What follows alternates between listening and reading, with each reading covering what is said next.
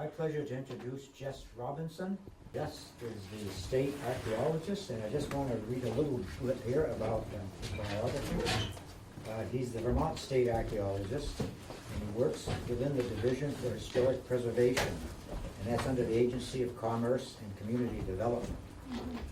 And he's a native Burlingtonian, and he received his BA in Anthropology and English from the University of Vermont in 1999. His MA in Literature from the University of Kent in 2001. His MA in Anthropology from University at Albany, SUNY in 2008, and his PhD in Anthropology from the University of Vermont, SUNY 2015. During much of that time, Jess was also a research supervisor at the University of Vermont Consulting Archaeology Program. That's probably good. You don't have to get into the other stuff. I just wanted to say just a personal bit. I've known Jess for a couple of years here, and as a frequent visitor to VHS in Barrie. I've been over to his offices, and they have a beautiful display over there. The artwork alone is something to see, but actually it tells the whole story going back some 10,000 years ago of Indian inhabitants in Vermont at times when the glacier is still there. So it's a really interesting place to visit, and I highly recommend it. Thanks a lot, man. Appreciate it. And thanks a lot for coming out.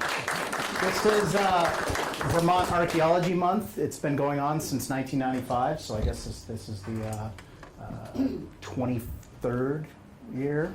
It's a little bit of a stripped down year this year. We've had some transition between it, but I'm keeping the torch alive by doing various events, and I'm certainly happy to be here with all of you.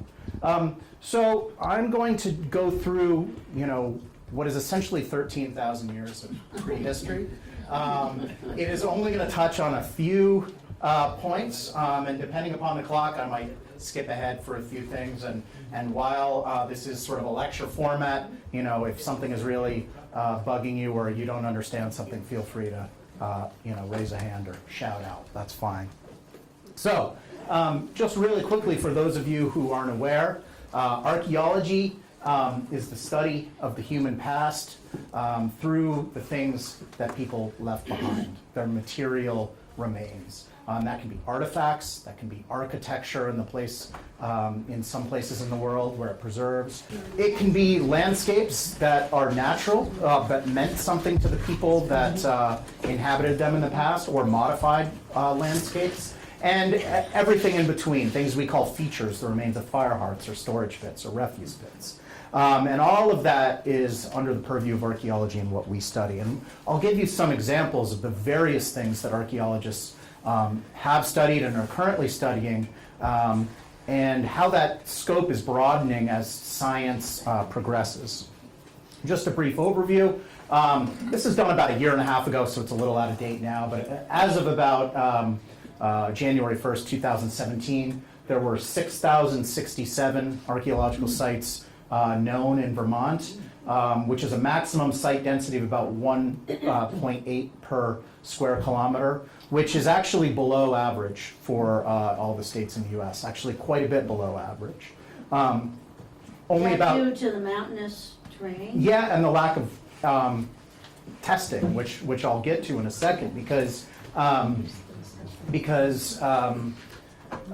only about 2,200 of those are Native American sites. The rest are historic homesteads and farmsteads, early military installations and forts, underwater shipwrecks, industrial archaeological sites like lime kilns and potash kilns, all the things that make up the rich history of our state.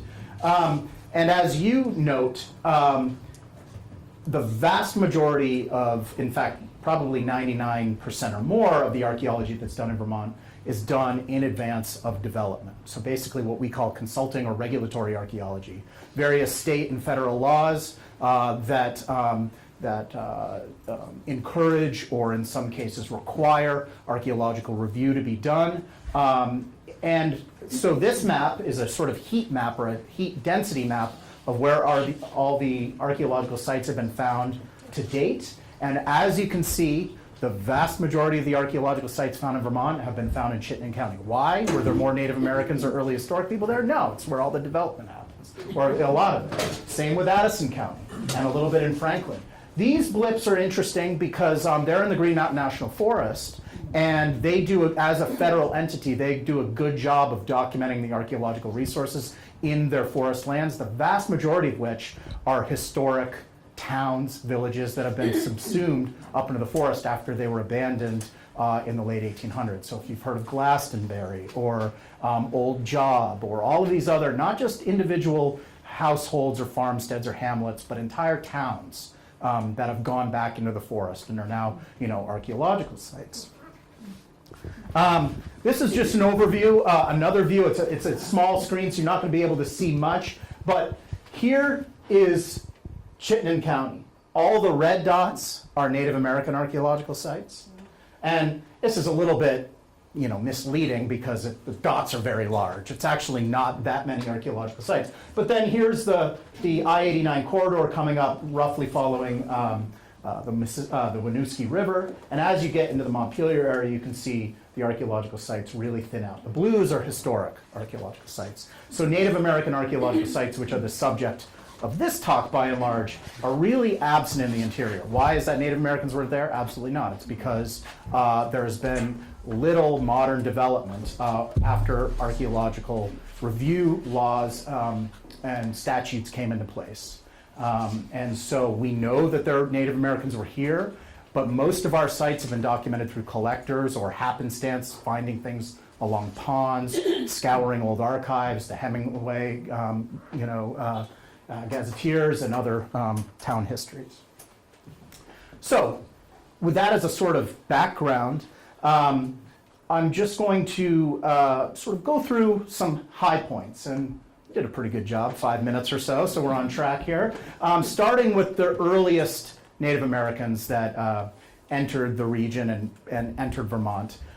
They are not now, it is widely believed, the first Native Americans to have inhabited the continent, which this is a subject, if you are at all interested in archaeology, and the popular press is constantly being written about how old were the first Native American, the purported pre-Clovis people. And I, like many of my colleagues, now believe that there were Native Americans earlier than the Paleo-Indians, which for a long time were thought to be the oldest now. But it's not relevant for Vermont because up until, as we'll see in a second, about 13,500 years ago, we were totally covered in glacial ice. So people couldn't live here. People weren't living on top of ice. And about 13,300 years ago, this is what Vermont looked like, more or less, at least the large lake features. The meltwater, as the glaciers were receding, obviously formed water. That water was filling all of the big valley basins, and in this case, the Champlain Valley, what is now the Champlain Valley, all the way down into the Hudson Lowlands, and was all stopped up by a huge dam down at Long Island at the Narrows. At about 13,300 years ago, this little bit of ice here gave way, and a couple hundred feet of glacial Lake Iroquois ran in and caused a catastrophic flood, which blew out this dam and sent fresh water out into the Atlantic. About 100 years later, it filled up again as further meltwater came from the glaciers. But this time, there was a catastrophic flood that eventually went out the Gulf of St. Lawrence, out what is now the St. Lawrence River.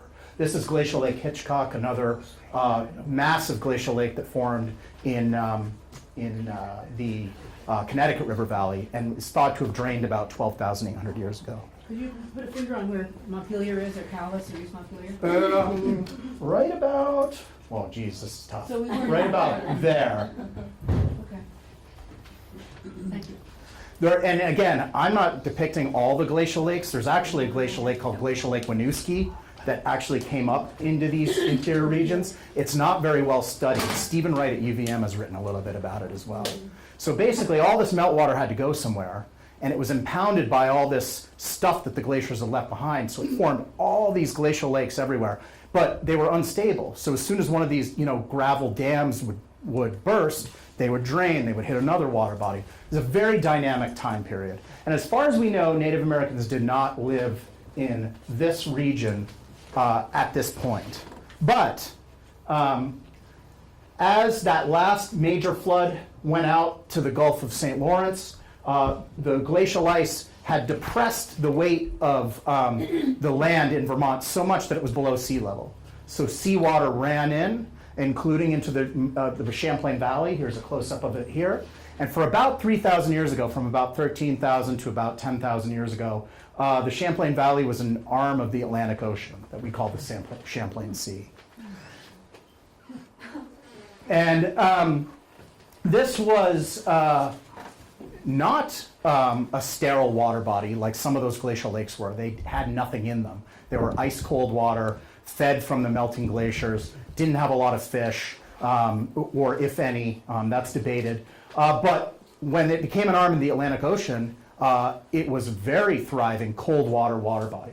So here, some of you might have heard of the Charlotte whale, which is at the Perkins Museum at UVM. That was found in 1849. And when I worked at UVM, my office was right next to the Perkins Museum, and I would go in there and say, I know we can radiocarbon date this whale. I know it. And they'd say, the geologists say, no, you can't, because they sunk it in horse glue in 1849 to preserve it.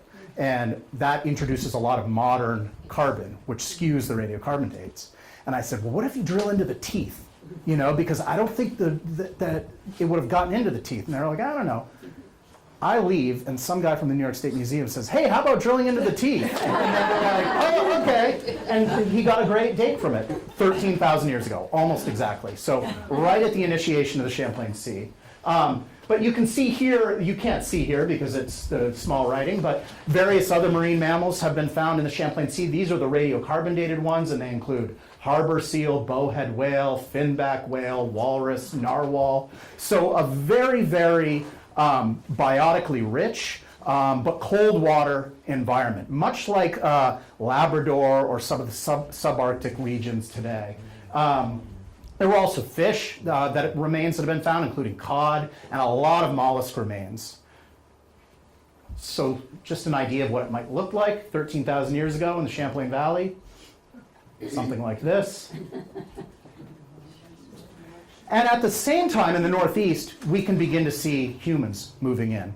Radiocarbon dates, which are very rare for this early period. Vermont doesn't have very good preservation in its soils, nor does most of the Northeast. Nevertheless, through about 50 years of professional archaeology in the region, we've identified a number of radiocarbon dates that tell us that Native Americans were roughly synchronous moving in. Just parenthetically, you might think passively that being the oldest Native Americans in the region, that might be the most, quote unquote, primitive or simple. Nothing could be further from the truth. While there were very low population densities, hunter-gatherers moving about in a landscape, they were the master lithic or stone craftsmen of the entire archaeological record in Vermont. They did things with stone that no one else did, at least as far as we know in Vermont afterward. Obviously, there were other art forms that Native Americans worked in bone and in wood, which was not around very prominently during this early period. It was a tundra-like environment.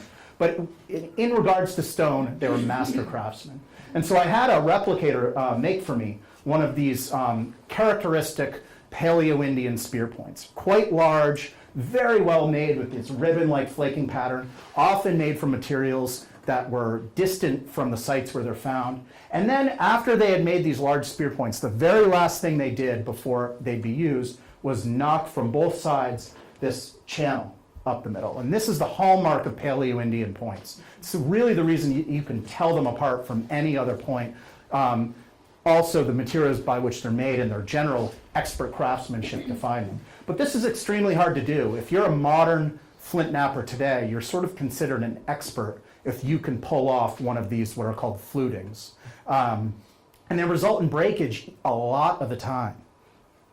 So what I and my colleague John Kroc, a professor of anthropology at UVM and the director of the Consulting Archaeology Program, and Weatherby Dorshow from the University of New Mexico did was we started saying, all right, where are all the Paleo-Indian sites in Vermont?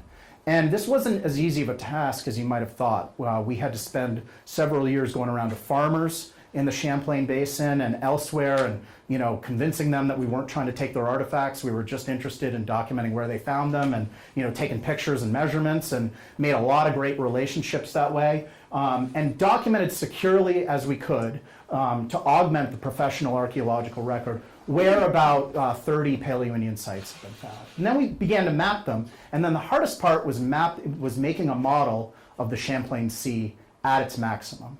And we had to use a lot of geological information, new tools like LIDAR. My colleague George Springston, who's a geologist from Norwich, really did an amazing job modeling it, and we borrowed a lot of his modeling, as well as some people from SUNY Albany. And we ended up with this map, which is at a gross level, quite accurate. And as you can see, this earliest sort of subperiod from 12,900 to 12,400, there's a notable, let me go back here, what happened?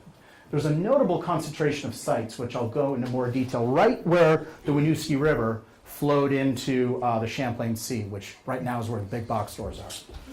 And one of the most notable of those three sites was found during the archaeology conducted for the Chittenden County Circumferential Highway, most of which was never built, but a lot of archaeological sites were found during the testing for that, including one found in Williston. At the time it was excavated, it was really interesting because we didn't really know why it would have been there. It was sort of on a really scrubby, rocky knoll. There wasn't a lot of water near it. Again, this is near the Williston Central School. A lot of excavations took place in the late 80s and early 90s at this site. Hundreds of square meters were excavated. And the site was huge, went over acres, but very, very thinly scattered. Very few artifacts per square meter, or even per square 10 meters. And the archaeologists back then, I think rightly surmised that that's because it was a summer encampment. They didn't need to be isolated inside shelters. They were spreading themselves out over this whole area, this knoll and the surrounding areas, and doing various activities. And cumulatively, the artifacts that came out from this are really interesting, because at this site in Williston, you have material that's all the way from central Pennsylvania, this yellow material. This red material here is from Munsungan Lake in northern Maine. This blue, glossy, almost waxy candy-like material is from the Hudson Valley. A cumulative straight line distance of roughly 850 kilometers. All stone somehow made its way to this site in Williston, Vermont. And here's a close-up, so it's a little bit hard to see, but you can see these sites, and this is where the maximum, again, a close-up of where the Champlain Sea is and where the Winooski River would have flowed into it. And it would have been an estuary-like environment, basically where the rivers met the sea, a very biotically productive environment that would have drawn waterfowl and terrestrial mammals, marine mammals, mollusks, fish, a really great environment. And looking at that, when we look at this site, we can see that it was a little rise, what was above probably a tidal flat or a near shore environment, making it great. When you found those tools, did you find chips so that they were making them there? Oh yeah, thousands. So they were bringing raw materials. Yep. To this Yeah, and in fact, it hasn't really been looked at since it was written up, and I'm talking with UVM about going through the entire collection to really, get it up to date. But we have done chemical analysis on the tools and petrographic analysis, so it's not just color. We actually know chemically that these were sourced to these particular areas. So then in the next slice, again, we have sites, corresponding, in many cases to the Champlain Sea, including this one here right in the Lamoille River. In the next period, and we also have recently documented sites out of what would have been a peninsula into the Champlain Sea, and even one on an island in the Champlain Sea. Now they're just, in one case, a hill in Ferrisburg, and in one case, farmland. So you really, as archaeologists, have to project back and imagine what these environments would have looked like, 13,000 years ago. And then the next one, again, not many sites known from this subperiod, but one up in Highgate would have been on an island-like environment. Although at this point, the Champlain Sea had probably receded, so it was probably not an island, but sort of a near-shore environment. And then when we get to this period, we can see sites encroaching on the maximum margins on the Champlain Sea. And why is that? Because the sea was, as the land was coming up, like a sponge, being released, the elevation was coming up and the sea was draining. And so it was getting shallower and more land was being exposed. And then finally, by the late Paleo-Indian period, up to about 10,000 or even 9,500, we can see sites really encroaching on the maximum margins of the Champlain Sea, so that all of the land, except probably the major river deltas, the Missisquoi, Lamoille, and Winooski, were available for habitation. So, and just one of those late Paleo-Indian sites in Colchester, again, excavated for the not built circumferential highway. And so what can we say cumulatively about all this? Well, clearly a lot of sites are focused on the Champlain Sea, meaning that the Champlain Sea was an attraction. It's a place they wanted to situate themselves next.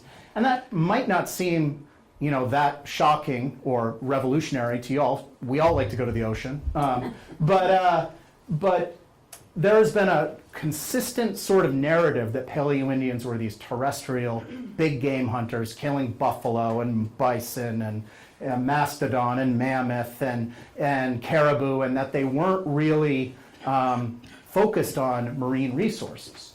And it's a bias because all of these environments along the Atlantic or along the Pacific, where they would have been along the beaches or along the tidal marshes or along the estuaries, are now under, you know, 100 plus feet of water because the oceans have been rising. But we, you know, the only landlocked New England state now, conversely preserve beaches that were there at the Pleistocene because our land has been rising. So we have this ironic and very opportunistic way to study how Paleo-Indians might have utilized marine environments. Now, all of this is sort of circumstantial. You know, I say at every lecture that I would love to find, you know, the whale skeleton with the spear point in its head at some point and really say, you know, but that hasn't happened yet, and it's not really likely. So we have to do the best we can with archaeological inference. Other features, glacially formed ponds and lakes were extremely important. They were critical sources of fresh water and probably hosted emerging wetland or muskeg environments. And those include Bristol Pond, Moncton Pond, Shelburne Pond, Lake Salem, upper in this region. We're getting close to this region. And then finally, travel corridors. And again, the Lake Salem corresponds to one of those. The Mad River Valley has a Paleo-Indian site known, not very well understood, and then a very well studied site down in at the base of Jackson Gore Mountain in Ludlow, in a very narrow valley, but one that would have afforded easy travel from the southern Champlain Basin all the way over to the Connecticut. So very interesting. So what, again, my colleagues and I said was, well, we don't know a lot about Paleo-Indians, but we know they had these diverse, very, very good sources of raw materials from, again, all the way down in Pennsylvania or Monsungan Lake in northern Maine. So what if we modeled how people got to these sources and back? And so our colleague Weatherby at University of New Mexico, who's an expert in geographic information systems or GIS analysis, really complex mapping tools, we developed this protocol where we said, all right, let's factor in slope. So, you know, assuming that people would rather go along places that are flat or rather than going up and down mountains and hills, that they would choose the easiest path, all things being equal. Probable forest cover, which wasn't a lot at this time, but would have been an impediment. River flow and direction, its speed, and a couple of other factors. And then we said, factor that in for this entire region, and which is, you know, you can imagine billions of possible combinations. And then we let his giant supercomputer down at the University of New Mexico run. And a couple days later, it came out, and we were really shocked. We did a number of analysis, like from here in Williston to here in Williston to here. But the one I'm going to show you is the one from Williston to Monsungan Lake, because it really opened our eyes, even though it was sort of intuitive once we saw it. And that's that while there's a couple interior routes that would have taken you through the greens and the whites and then through the hill and range territory of Upper Maine, by far the easiest route would have been just to go along the Champlain Sea, either in watercraft or along the river, the winter pack ice, because it was likely frozen over in the winter, down the Etchemin River, and then into the West Branch of the Penobscot, making it far easier to get into these interior territories than we have to do now, particularly if we were on foot. So it was a real eye-opening exercise for us, and something that we write a fair bit about, and we're continuing to study. So from the Paleo-Indian period, we move into the Archaic period. And this is a broad sweep of time, roughly 6,500 years, which was, at its most reductive was the time of the hunter-gatherer fishers. Excuse me for a second. And there's a lot of things we could talk about, but I'm just going to spend a little time on a couple aspects that have come up recently. This is a sort of complex graph, but I'll try to break it down for you because it really sets the stage. This is a graph of calcium concentration in the Greenland ice core GISP2. It sounds kind of complex, but basically calcium in this study is sort of a proxy or is an indicator of how crazy the environment was in the past. And this is over the last 100,000 years. And of course, they sample the ice very carefully through the last 100,000 years. And like tree rings, they can see every year going back in these super deep ice cores. And what they can tell is 100,000, 80,000, there's a couple blips, 70,000, there's a big blip, but right around, like 68,000 years, things go haywire. And you can see all of these spikes and dips, spikes and dips, spikes and dips, going all the way to the last big spike, which corresponds to the Paleo-Indian period, an event that's called the Younger Dryas. But then, after the Paleo-Indian period, you have this remarkably smooth line, which is roughly the last 11,000 years. And archaeologists being interested in the long term, how humans adapted and interacted with themselves and with the environment, really look at that and say, it wasn't that it was warmer, or that it was colder, or that it was wetter, or that it was drier. It's the fact that things were predictable, that you could be reasonably sure that if you found migratory caribou in this area one year, they would come the next year, or in the next decade, or the anadromous fish runs would come up the rivers the next year, or the nuts would ripen at roughly the same time in roughly the same areas. And for a lot of the last 60,000 years, even though we were fully modern humans, you could not count on that. So why would you build a village only to have it be flooded or be parched or be, or some other environmental factor a decade from now? You wouldn't invest a lot of time and energy. You'd be moving around the landscape trying to get to where those resources were. So it was this predictability that really set the stage for a lot of the cultural dynamism, the rise of what is called cities, and a big term in archaeology, the rise of complexity. So, Jess, Yeah. before you go on, could you talk a little bit about that calcium stuff? I don't. Yeah, so I don't really understand myself. I just rely on people that are smarter than me. But I think what it is it's a light element, so it floats up in the atmosphere. So if the weather patterns are complex, if the seas are rough, if there's a lot of turbation and turbulence in the environment generally, then more calcium falls onto that ice, which then gets trapped in the ice as it builds up. So it's not from a specific source or? Not that I am aware of. Okay. Although, I've given this talk a lot, so I should probably know. So I'm going to get on the Google tonight. And again, it was a remarkably stable time, the last 11,000 years or so. But there were ups and downs. Here's a crazily complex graph. But all you need to know is the black line shows after around 11,000 years ago, you get a rise in temperature, and then there's some spikes. And sometimes we can see in those spikes and dips different things happening, even here in Vermont, corresponding to different things. And if we have time, I'll get to some of those.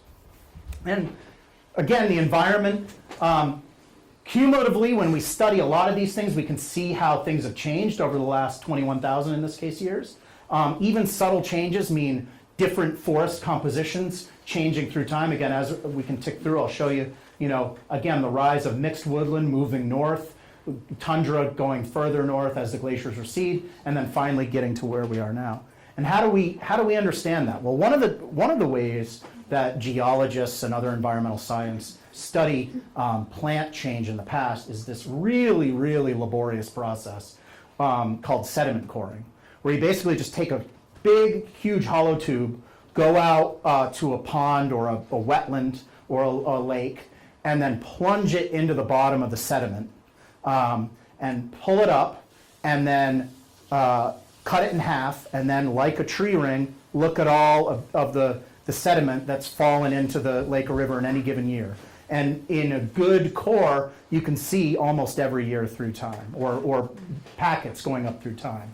And in several deep cores, you can go back all the way 11,000 years ago. And then, if that seems laborious, then at various stages along the core, they count individual pollen grains and look at them under a microscope to see what species they came from. And from all of that, and they also have to do radiocarbon dating so they can see how far along they're going through time. But from that, you can get these really cool graphs. So like this is birch. So you can see around 11,000 years ago, there's a spike in birch, then there's a dip, then it's pretty much solid.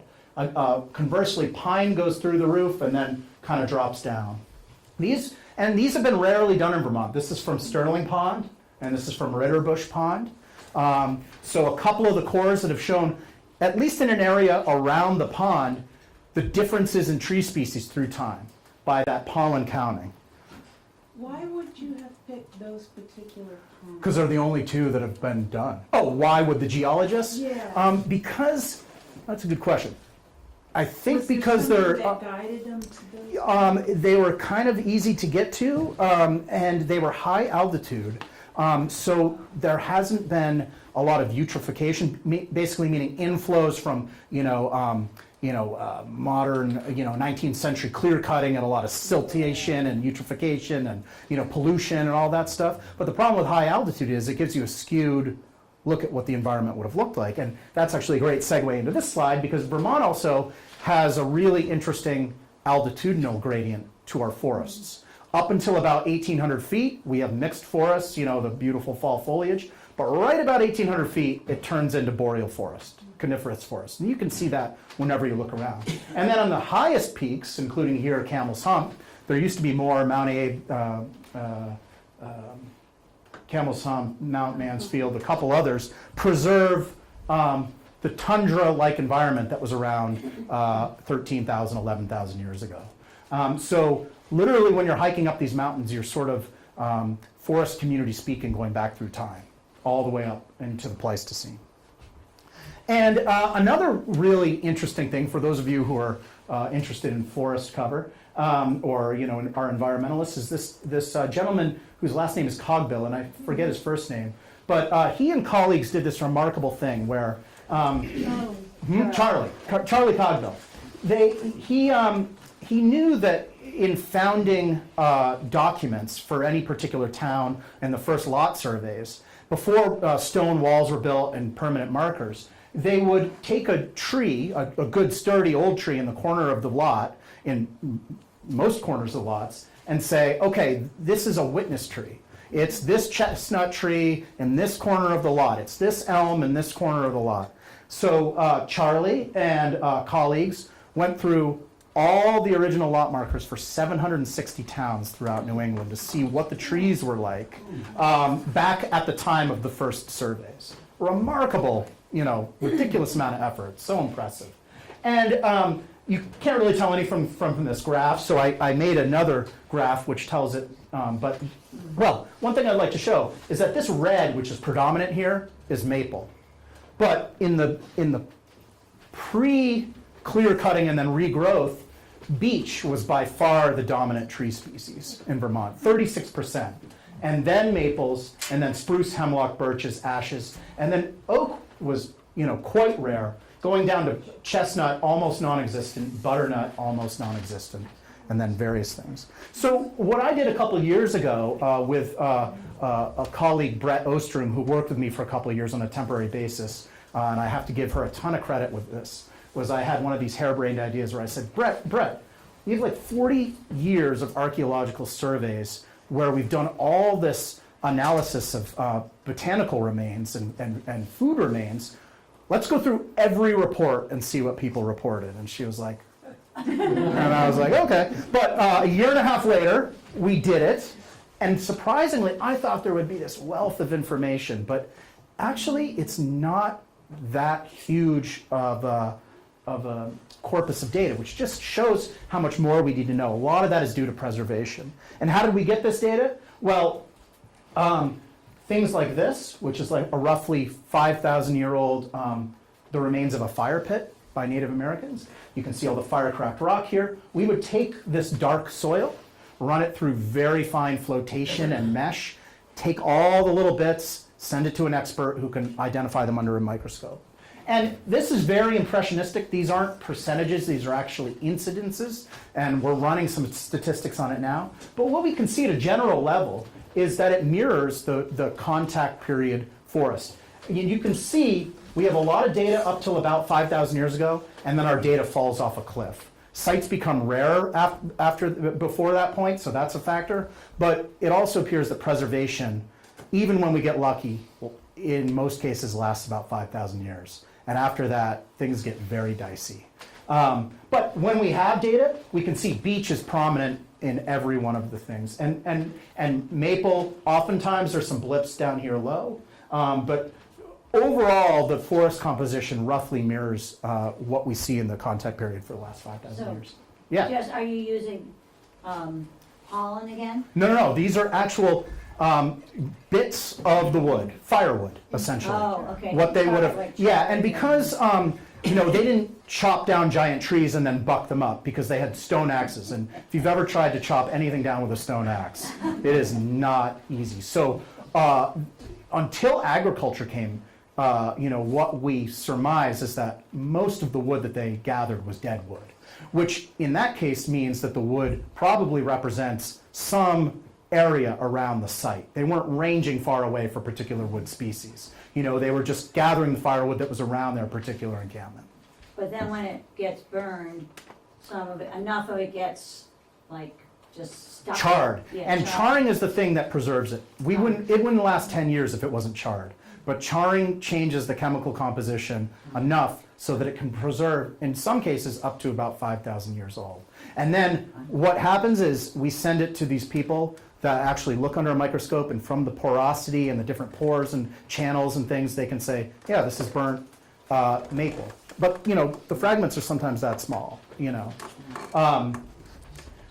Nut species is another thing I'll just go through quickly. Here's the major species of edible nuts in Vermont: beech nut, hazelnut, butternut, which is a walnut species, hickory nuts, acorns. And we looked at all of the incidences of nut remains that have been found. Again, not a whole lot. But what we see is really interesting. Butternut is probably intuitively, you'd think it's delicious. People love walnuts. They're the highest incidence in almost all, or I think every category. And beech nuts, which are 30% of the entire tree species, are quite rare. Now, I've never eaten a beech nut because I'm allergic to nuts, but I have to assume that they're just gross. It's Really? like if you had a green kernel of corn, Yep. it's like corn-like. Well, that's interesting because part of what we have to surmise archaeologically is it's like corn. Corn only preserves if people essentially make a mistake. It falls out, it gets burned before it gets mashed into powder, into flour. And if it gets mashed into powder or flour, we will never find it archaeologically. That's why we have to rely on the shells. But the shells, there's very little beech shell, and often what these are represented by, it's rare to find nut meat, we find the shells. But in any case, butternut, if you flash back to those tree species, cogbills and earlier, butternut is exceedingly rare in the overall forest canopy, which means Native Americans were going out of their way to find butternuts. And it's no surprise, they're delicious, but probably had something to do with how they mapped themselves onto the landscape through time. So through this, we can at least get a little idea about how people moved about in Vermont. More work to come. Let's see, I got 20 minutes left, so I'm going to skip. Let's just jump through 6,000 years of history, and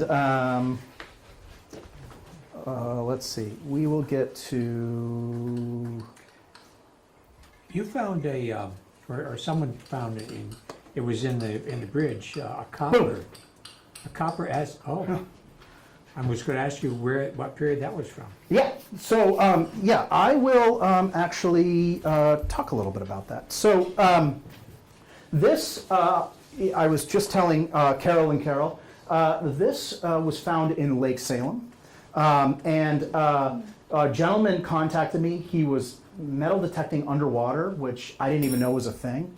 But he contacted me and said he had found this, and it was made of copper because his machine was beeping for copper, and he wanted to know what it was. And I felt bad about it, but I said, navigable waterways, things found in it that are older than 10 years are property of the state of Vermont. I'm sorry, but that's ours. And he was not that happy about it. But he was very good, and he just said, is it going to help? Is it something important? I said, it's one of the most important things I've ever seen in Vermont.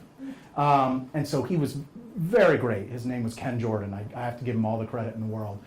I went up there, he showed me right where it's found, documented the thing, and now it's at the Heritage Center, preserved for all of you to see. After that bridge article, a number of people came to see it, and I showed it. And why is it remarkable? Well, it's oftentimes when these are found in Native American burials, which we don't really excavate anymore. And so they were clearly precious goods. But this area in Lake Salem, I talked with some Native American folks up there, the chief and another Native American, and we agreed it wasn't an area that would have been a burial. In fact, it would have been underwater even 3,000 years ago. And so what this likely represents is an overboard loss. And it's made of copper, and Native Americans in North America, or north of Mesoamerica, didn't have smelting technology. They didn't have the ability to melt down copper and then reform it or maybe they had the ability and just chose not to. But in any case, we don't see it in the archaeological record in this region. So they had to rely on chemically pure, macroscopic or very large drift copper. And there's only two places where you can get that, two major places in this region, Lake Superior and Nova Scotia. And Native Americans would trade all across the eastern woodlands from these two sources. And we haven't done any chemical testing on this yet, but it's probably from one of those two sources, and made its way through trade all the way to Lake Salem, where it probably went overboard, and someone was probably very upset. It's also remarkable because it's characteristic flaring bit end. You can even see the cold hammering on it and how they were hammering bits into it.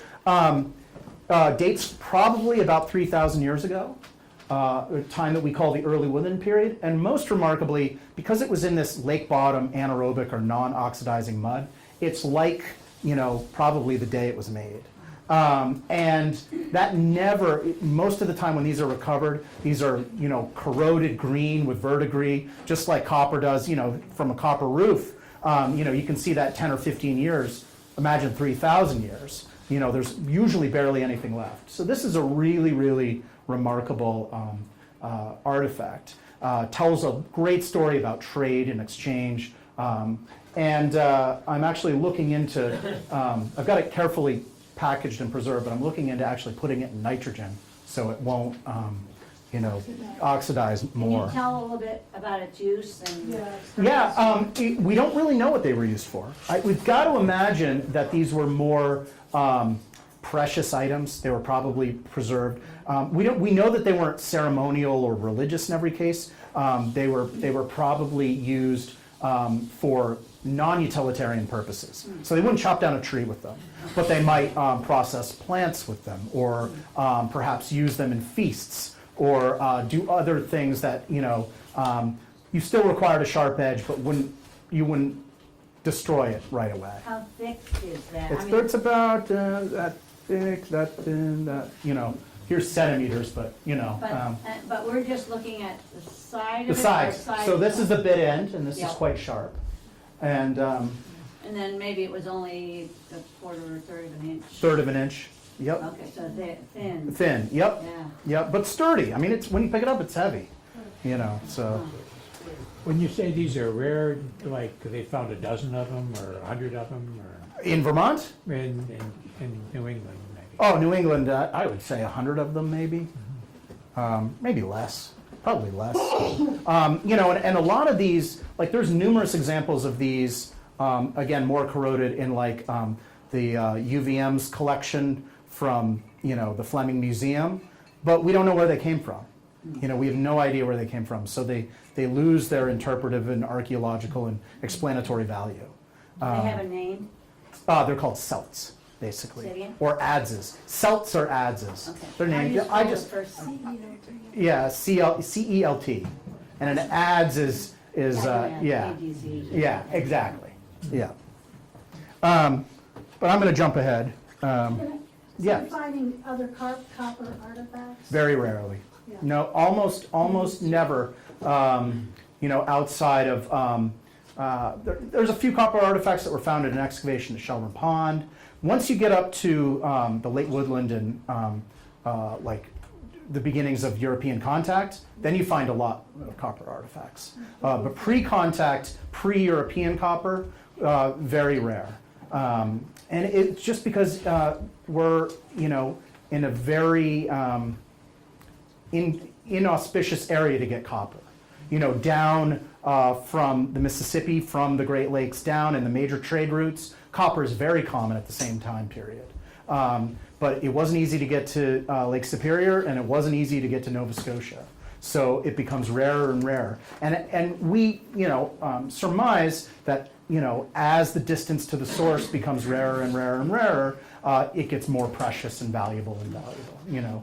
And it's difficult to ascribe a sort of secular practical value on these things, but assuredly, you know, that's what took place. When was this discovered? Last year. Wow. Yeah. Big. Yeah, Big it was day. big. I wrote a little thing in the Montpelier Bridge that this was one of the artifacts we talked about, and yeah, so it was neat. You know, it was out of the blue, and now it's preserved and available. You know, not on display, but people can come and look at it if they want. Where did you find it? Where was it found? Lake Salem. In Lake Salem? Yeah, which is actually, you know, an amazing little lake. A lot of remarkable things have been found. I don't encourage any of you to go out digging. Please don't. Where is that? That's in, is it in Sutton or Derby or? Derby. Way up there. Yeah. And when was your article? Ooh. I don't know. Time ceases to have a lot of meetings. 2017, if I search for it. I think it was 2018. I have it at home. Yeah. Maybe I'll let you know what it is. So let me just, you know, I'll just give a quick anecdote about trade and exchange that comes from George Catlin, who's a problematic figure in studying Native Americans. But he has this anecdote in one of his books that I came across when I was in grad school, and it really highlights something about Native American exchange. Not that it's equivalent out west or in the plains to here where he was, but he said, well, out where he was, in one of the areas he was, they had wooden bows, and they were the, you know, for bows and arrows. And he said they were the sort of least valued everyday utilitarian. And if you you know, saved up enough or had enough prestige or had whatever means necessary, you could get sort of a ram horn bow, which was much more precious, highly valued. Not only, you know, was it a better bow, but had a lot of social capital attached to it, had prestige attached to it. And he said the greatest bows were these white big bows made out of one piece of wood, one piece of material.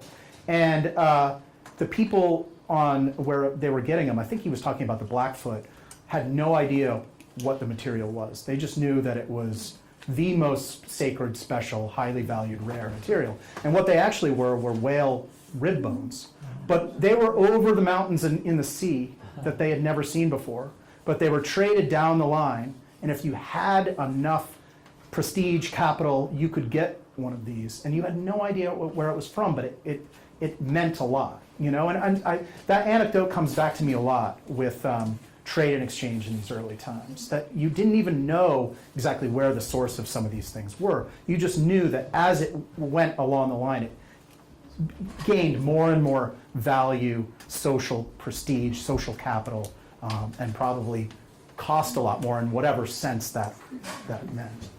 So, last 10 minutes. The late woodland period is the final period in archaeological parlance before European contact. And it dates roughly about 1,000 years ago to the time of European contact, which I round to about 400 calendar years ago.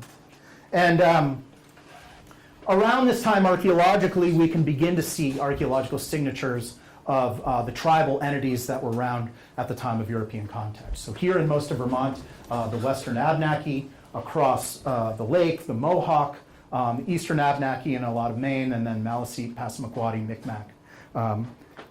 And right around this time, corn, beans, squash, agriculture finally begins to be adopted. Why had it not been adopted beforehand? It's an interesting question, and one that a lot of archaeologists spend their time on the world over.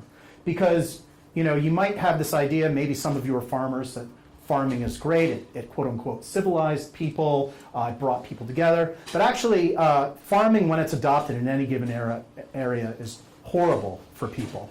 People have studied hunter-gatherers around the world, and yes, occasionally there would be periodic times of malnutrition and stress if something they were going after didn't appear, or if there's drought or something like that. But most of the time, being a hunter-gatherer was great. You work an hour or two a day in terms of work, going out, food getting, processing, whatever. The rest of the time, you had to yourself. It was fantastic. And your nutrition was great, no cavities, you had a well-rounded nutrition, particularly in this part of the world where you're not relying upon one species or a few key species.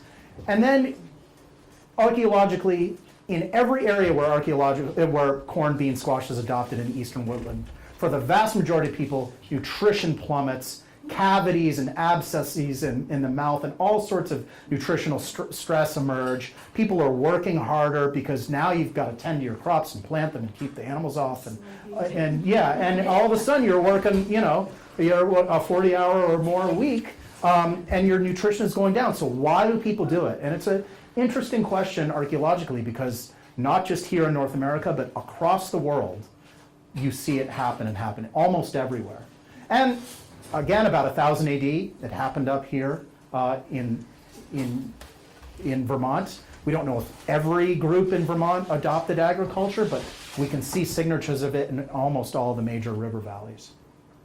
One of the most prominent areas is the Intervale area in Burlington, which had a light presence before the woodland period, and it's difficult to study because it's so far down in the flood layers. You have to go 12 feet down to find some of these things. But as corn, bean, squash gets adopted, the intensity of occupation down in the Intervale really skyrockets. A ton of archaeological sites down there.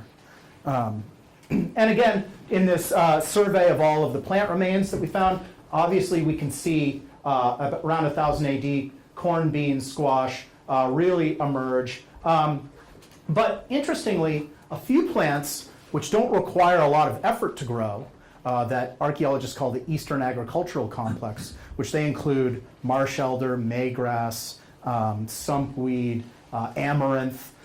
They began to be grown about 3,500 years ago in the Ohio Valley, and we can see that about 2,500 years ago, up in Swanton, we have sunflower seeds documented.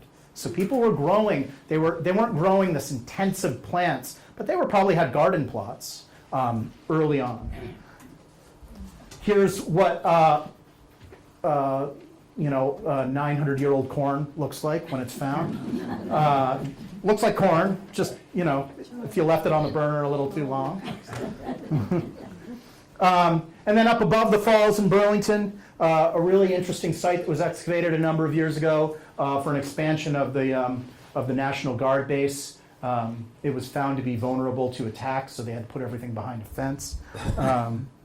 And neat little, not little, quite huge for Vermont standards, agricultural village was found.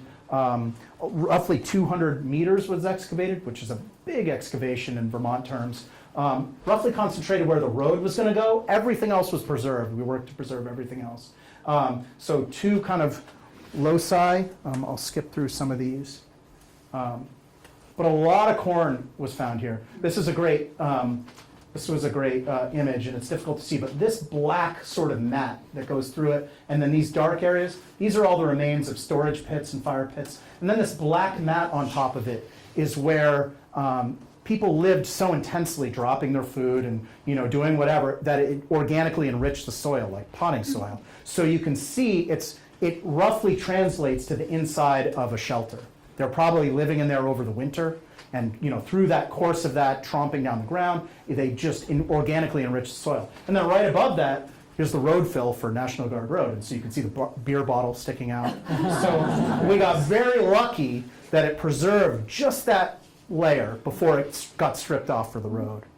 And so we mapped, and like a lot of archaeology that's done in Vermont, we can't pick and choose where we want to excavate. It's done because the areas are going to be destroyed or impacted. So we have this sort of slanty line, but we think that the house went something like this. Probably a longhouse.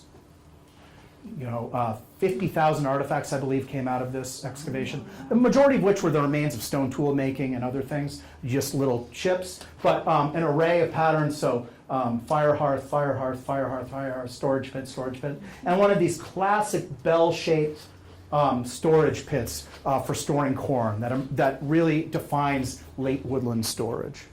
The other locus, showing a heat map of where the artifacts are, and all of these triangles are the arrowheads or triangular projectile points that we found, kind of hundreds of them. So overall, a really interesting agricultural village. We concentrated here and here, but all of these blue dots are test pits that had Native American artifacts in them. So a huge, probably, village up above the Missisquoi River. And this site is great because it's the only site I've ever seen in Vermont where we ran 5 radiocarbon dates, 1 on butternut, 2 on maize, and 1 on hop hornbeam. And they all came out to the exact same date, which is 1310 AD, give or take a little bit.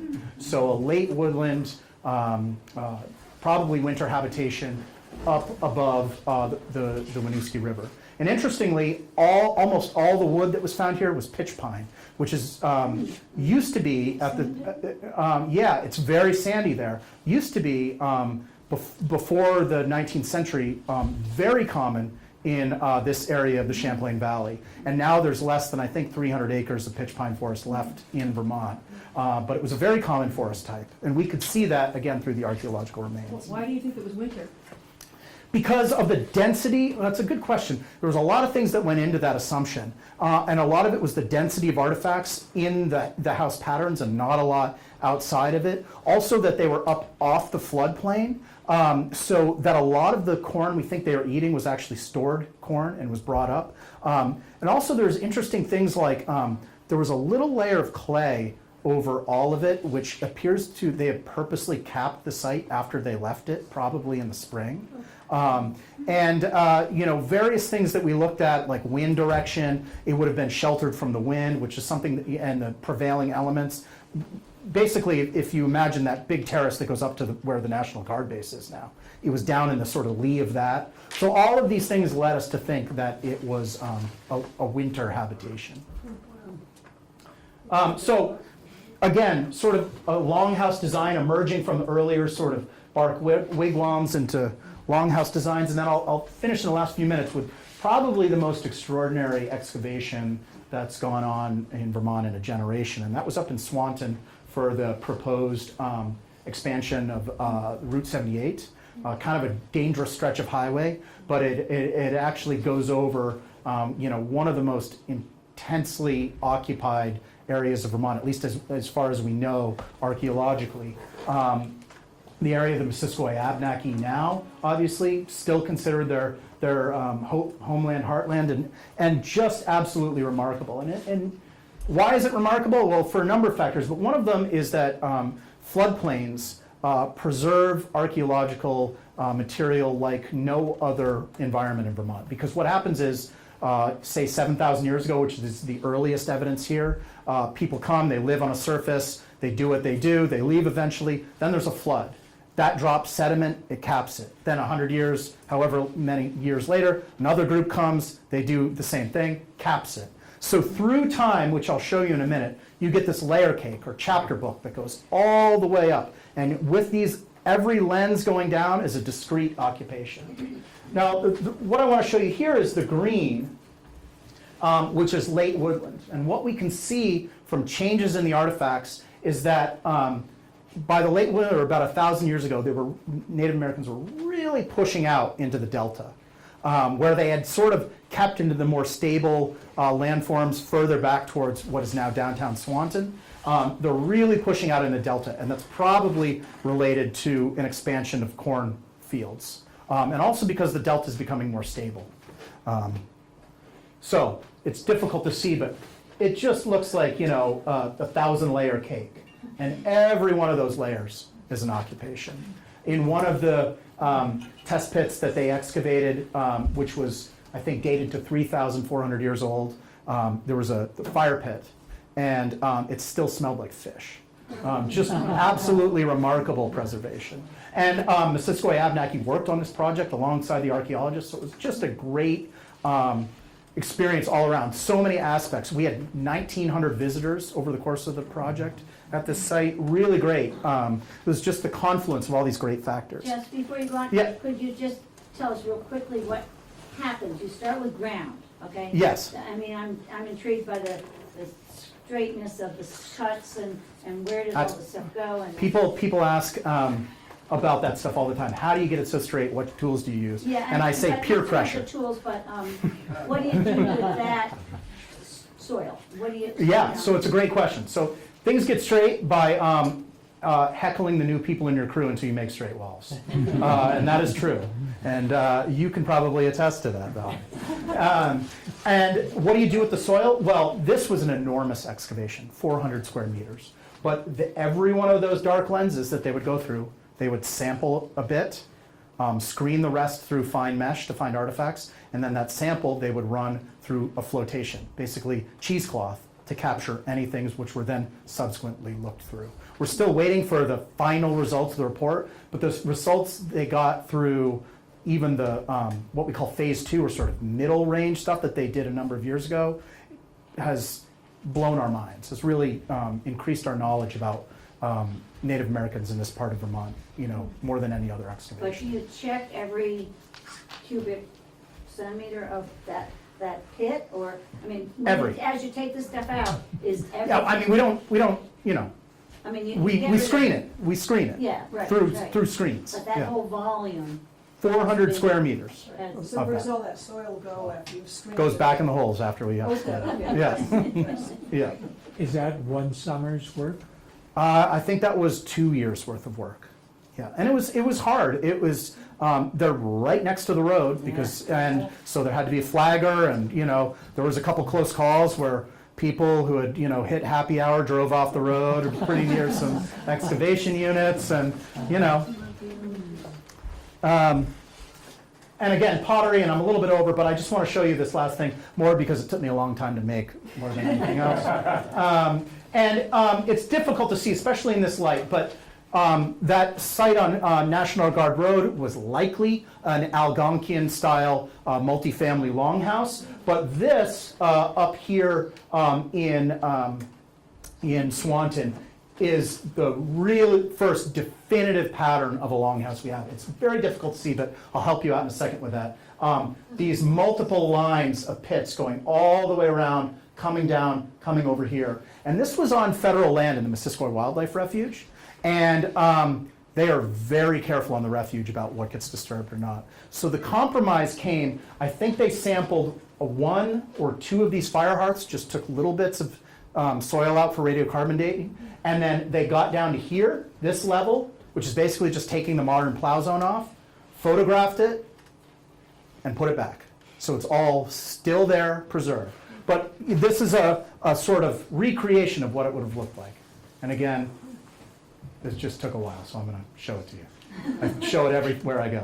So this is what it would have approximately looked like. That's where one of the fire hearths would have been. And then again, the sort of superstructure of the longhouse would have been covered in bark. And then this is what it would have looked like inside. Now, obviously, I didn't recreate every post and beam in this thing. You know, archaeology is rarely that precise. But just to give you an idea of what it would have looked like. Nice work. Yeah, it took a while. And then coming out again and then stripping it all off. And this, although I think it probably dates earlier, is pretty much the exact location of what has been called Greylocks Castle, which was the early historic Missisquoi village going into the beginning around the 1730s, but at least as far as we know, but going into the 1780s and 90s. Again, I think this dates earlier than that, but it just shows you the sort of relived on landscape through time, going back 7,000 years. And with that, I'll stop. So did families live in the longhouse? Yeah, They each had their own little section of it? Yeah, and it's interesting because a lot of our analogies come from Iroquois longhouses, which were multifamily and they were segmented. So usually there'd be some sort of super family relationship, either extended family or clan-based. But you'd have your little segment of the longhouse, each of which had a fire and a hole in the chimney and sort of bunks and everything. Algonquian longhouses, we presume it was more or less the same, although how they decided who got to be in a longhouse is not well understood, particularly in Vermont. In Maine, there's some analogs at Norwich Walk, some early Jesuit missions that we can look at for analogs, but still quite new. All right, thanks. Oh, yeah, go for it.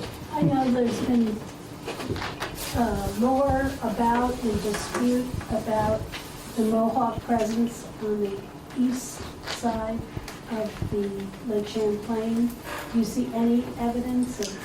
Not really, and I mean, that was, Can you reiterate the question? Yeah, so is there presence of Mohawks on the eastern side, basically the Vermont side of Lake Champlain? And archaeologically, almost none. In fact, supposedly there was a Mohawk pot found from a site called the River Site in Ferrisburg, but I don't know when that dates to. It could have dated post-European contact. So pre-European contact, almost none. There is some Iroquoian-esque pottery from a group that we really only know archaeologically. There was only one explorer that ever contacted them, Cartier. By the time the next explorer came down, they were all gone.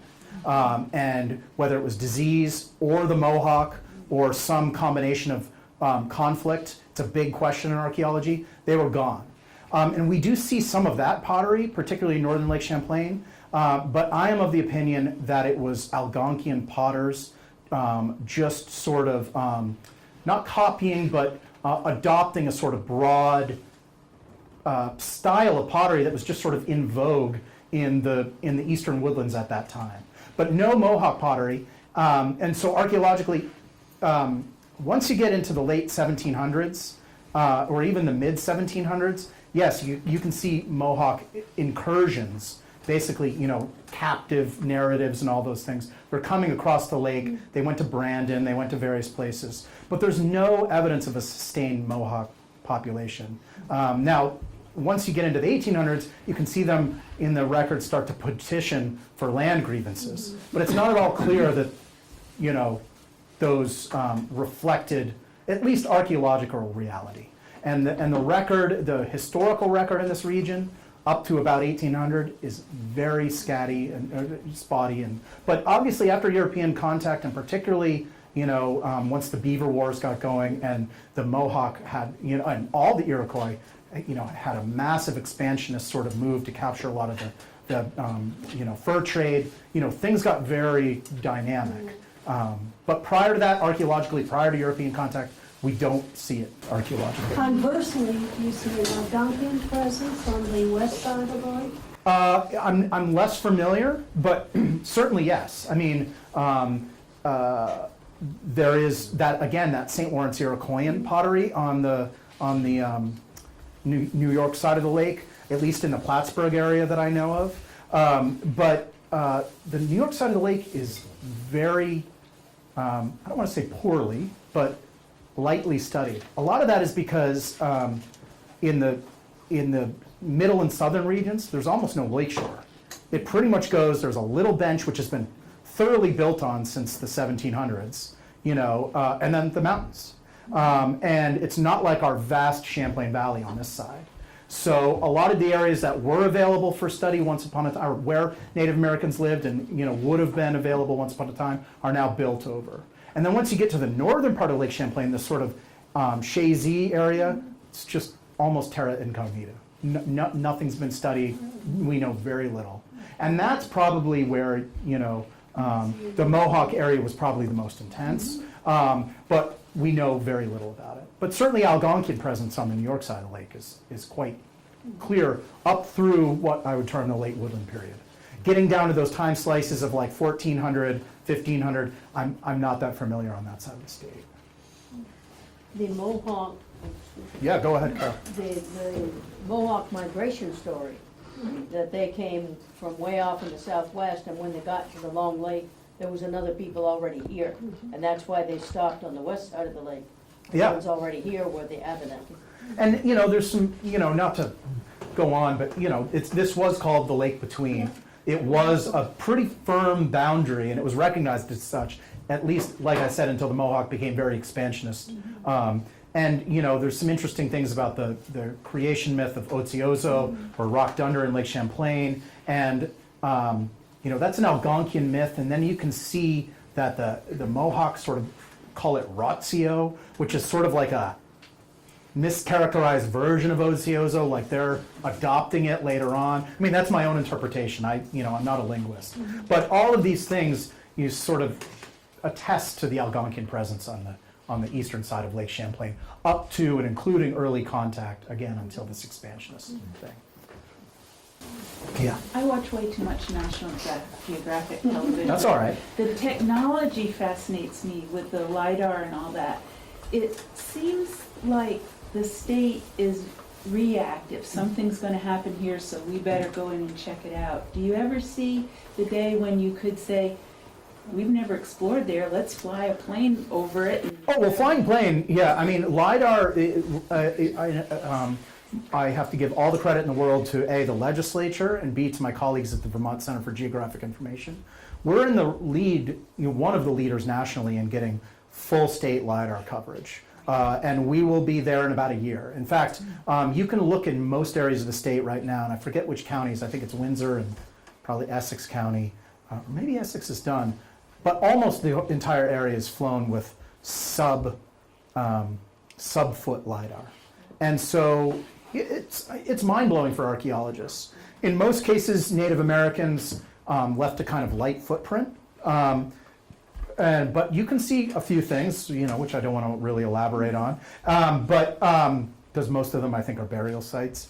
But historically, I mean, stone walls and foundations, and I mean, you can see furrows in farm fields, and it's mind-blowing. It's absolutely game-changing. And for my colleagues that work in other parts of the world where there's temples and, I mean, it sees through the forest canopy. So, it's, I have a lot of colleagues, and in fact, I've done some work in the Brazilian Amazon, and every time they fly LiDAR over there, it just is mind-blowing. I mean. Has anything shown up that you're saying to yourself, oh, I can't wait to go check that out? Well, I have to, iterate, and perhaps this is my first time saying this, that I'm a preservationist. And so if it can be preserved, I want it to be preserved.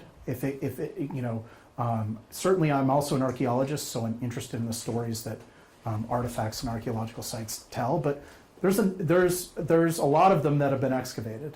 And so, there's no shortage of narratives that are in those boxes for us to look at. And so we concentrate on the areas that are going to be destroyed. Now, having said that, you saw that map with the eastern part of the state, where especially areas west of the Connecticut, it's like there's nothing known. And so, we at the state do think long-term that some sort of survey in the eastern part of the state to understand what's going on there archaeologically is important. But, we spend a lot of time,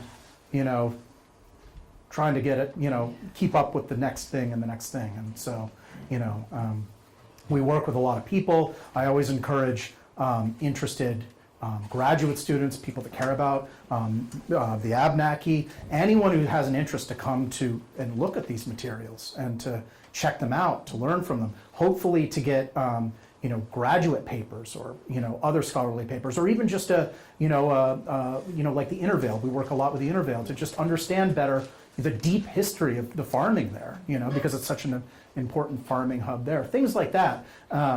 And all of that feeds into then an appreciation for the deep history of Native Americans in the state and an appreciation for archaeology in general. Because, I sometimes say this, archaeology used to be very prominent in the Northeast. A lot of the Ivy Leagues had archaeology or anthropology programs with an archaeological component, and they did a lot of their work in the Northeast. A lot of it was Iroquoian studies, but still, it was an area. Now that interest has moved into Mesoamerica and South America and other areas, and there's very few graduate students that are interested in the deep and important history of this region. So the more that we can do to sort of say, hey, people were here, they were important. They have stories to tell. Come and research the stuff. I think the better off we're all going to be as Vermonters. Yeah. 20 or 25 years ago, Eleanor Ott, a local person, gave us a walkthrough of an old farmhouse site, and we started saying, well, when are you going to dig it up? And she said, we don't do that anymore. And now you're talking about preservation versus archaeology, or there's a difference, or it's all the side of the same coin. And part of preservation is I wouldn't say we don't do that anymore. It's just we try not to do it if it's not going to be, destroyed for some other reason or impacted for some other reason. And particularly historic, archaeological sites, a lot of it can be done non-destructively. Mapping the outlines of the foundation. Where is the chimney? How are the walls arrayed and the compound arrayed? A lot of that can tell you really interesting stuff about the time period, the ethnicity of the people that did that, how they were learning to make a lot of things they were bringing over and have a lot of details. The artifacts certainly fill in that historic story, but you have to have a really good, what we call research design, to understand what you're doing before you're going to put a lot of holes in the ground. The other reason why, we say we're preservationists is, Warren Moorhead, who's a sort of infamous character in archaeology, it seems like there wasn't a place in North America that he didn't go to. And he would write like, oh, if only I had gotten to this super important site, I could have used my skill and expertise and had it not been excavated so poorly. And now we look at him and we think he was, a butcher. He did horrible things to archaeological sites. And so we try as archaeologists to not have that hubris, because we know in 50, 100 years, you're going to be able to wave some sort of electronic wand over the ground and know exactly what's in it without ever disturbing it at all. And so the more that we can keep in the ground and preserve for that time and that place, the better off we're going to be. And yeah, people get that itch, they want to go look, but as a state archaeologist, if a graduate student or someone comes to me and says, I have this research design, we'll have to vet that very carefully. What is the value of going to survey it now versus using an existing collection? What can you bring to the table when it would otherwise be preserved for some future date? And that's not to say I wouldn't say yes or grab stakeholders and ask their opinions, but it's just to say we don't just say, yeah, go for it. We're sort of at the time where we have to be judicious about that. Now, it's a no-brainer. If it's going to be destroyed, you go excavate it, or at least a sample of it, and you work with the stakeholders to come to a good resolution. But in other cases, it's a lot of the toss-up. I go to conferences every year, and my steam comes out of my ears about what people are doing with new technologies and techniques, and a lot of it is non-destructive, or minimally destructive, So it's amazing. Yeah.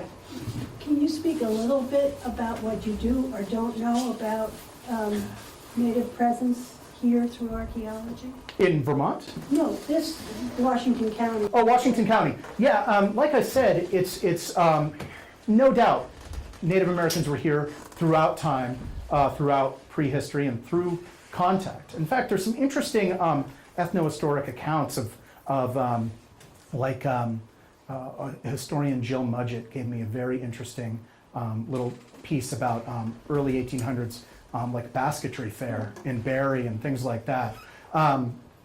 So they were here through time. And relative densities of people here versus in the Champlain Valley or on the Connecticut River, it's difficult to say, A, because we don't have a lot of data, and I often say this when I teach classes, demography, or the study of populations in the ancient past, is the most thankless task an archaeologist can do, because you can run all the statistics in the world, and as soon as you publish your paper, you put your findings out, there's a million ways to chop it to bits. It's just difficult to find out population densities or groups of people in the past, particularly in areas like here. But were they here? Were there people throughout time? Absolutely.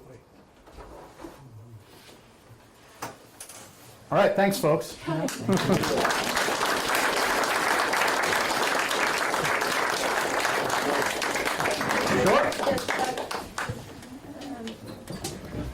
Here is a copy of Forever Callus, Awesome. which is a history of Callus for you. Thank you very much. I really appreciate You're it. very welcome, and thank you again for coming, and thank everybody for coming.